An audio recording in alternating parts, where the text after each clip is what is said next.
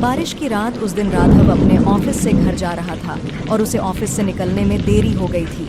घर पर उसकी पत्नी सीमा उसका इंतजार कर रही थी और उसकी बाइक स्टार्ट ही नहीं हो रही थी। तो उसने सोचा कि बस आने का टाइम हो गया है, तो क्यों ना वो बस लेकर ही चला जाए।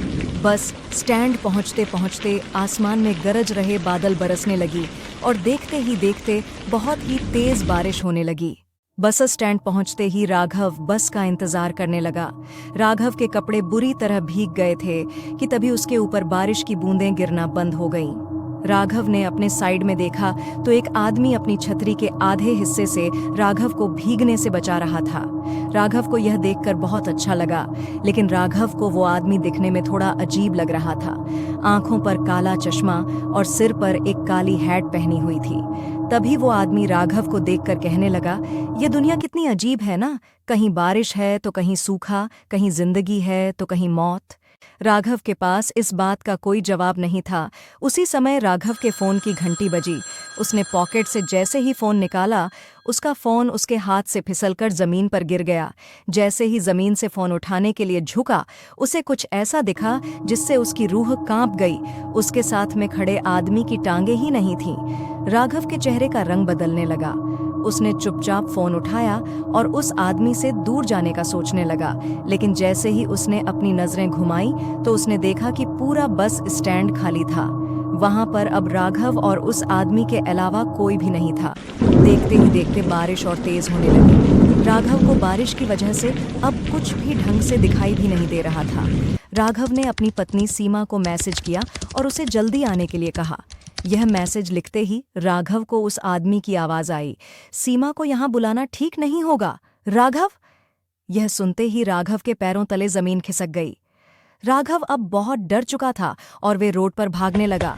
बिना पीछे मुड़े राघव तब तक भागता रहा जब तक उसे आदमी दिखना बंद नहीं हो गया। भागते भागते राघव ज्यादा थक गया था। राघव साइड पर लगे एक बेंच पर बैठ गया। तभी एकदम से उसके सिर पर पड़ रही बरसात फिर से बंद हो गई। राघव ने सहमी नजरों से अपने साइड में देखा तो उसकी साइड में फिर से वही आदमी बैठा था। यह देखकर राघव की चीख निकल गई। वो तुरंत बेंच से उठकर फिर से रोड की तरफ भागा।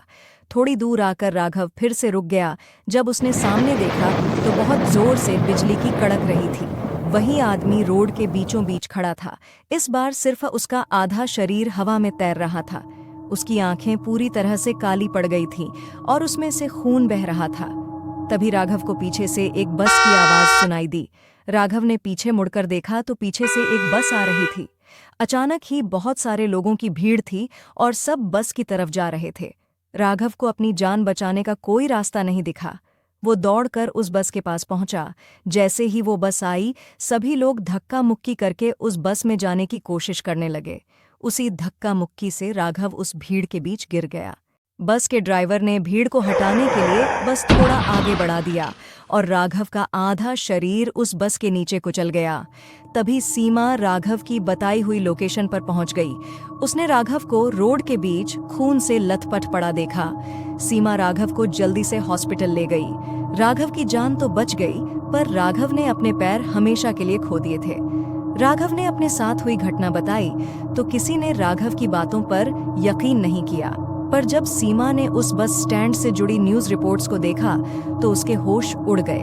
सीमा ने देखा कि करीब 10 साल पहले ऐसे ही एक केस में एक आदमी की मौत हुई थी और तब से लेकर आज तक हर साल बारिश के महीने में एक आदमी ऐसे ही हादसे में शिकार होता है और पुलिस को बयान देते वक्त वो सभी एक अजीब सी काली आंख वाले आदमी का जिक्र करते हैं। अब सीमा समझ चुकी थी कि राघव भी उस काली आंख वाले आदमी का शिकार हुआ है।